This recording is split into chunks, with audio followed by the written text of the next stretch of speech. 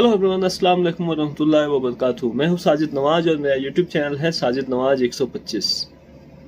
मैं आज आपको कुछ खास बातें बताना चाहता हूं। लोगों का अक्सर शिकायत होता है अल्लाह से कि उनकी दुआ कबूल क्यों नहीं होती, अल्लाह क्यों नहीं सुनता। ये शिकायत भी वो किससे करते हैं? अल्लाह से ही करते हैं कि या अल्लाह तू मेरी क्यों नहीं सुनता, या अल्लाह मेरी दुआएं कबूल क्यों नहीं होती।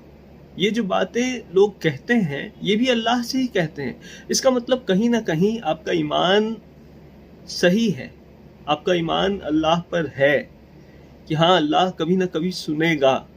आपका यकीन अल्लाह पर है कि आप दुआ करेंगे तो अल्लाह कभी ना कभी सुनेगा। तो जरा सोच कर देखिए, क्या आपने दिल की गहराइयों से कभी दुआ मांगी है? मतलब इतनी गहराई से दुआ मांगी है कि आसपास क्या हो रहा है उसका आपको कोई फिक्र ना हो। चाहे आपका फोन का रिंगटोन पिछले आधे घंटे से लगातार क्यों ही ना बज रहा हो, किसी का कॉल ही क्यों ना आ रहा हो, लेकिन क्या आप उस कॉल की फिक्र किए बिना सिर्फ दुआ मांगने में बिजी रहे हैं कभी? आधे घंटे के लिए ही सही, 10 मिनट के लिए ही सही, या 5 मिनट के लिए ही सही। चलिए 5 मिनट भी छोड़ दीजिए, 1-2 मिनट के लिए ही सही। तो आधे घंटे से मैं 10 मिनट, 5 मिनट, 2 मिनट, 1 मिनट पे आ गया। लेकिन क्या आप नमाज पढ़ रहे हैं और आप दुआ मांग रहे हैं, किसी का फोन बजता है और आप तुरंत दुआ छोड़ करके फोन किसका आया ये देखने में लग जाते हैं। आप दुआ तक नहीं मांगते, आप नमाज पढ़ लेते हैं। बहुत अच्छी बात है, आप नमाज पढ़ लेते हैं, लेकिन दुआ मांगने के वक्त या तो आप ये सोच लेते हैं कि आपकी दुआ तो कबूल होगी ही नहीं, ये सोचकर आप दुआ ही नहीं मांगते, या फिर आप दुआ मांगने में जल्दबाजी करते हैं। तो कैसे दुआ कबूल होगी दोस्तों? जरा सोचिए, दिल की गहराइयों से तो आपने दुआ मांगी ही नहीं।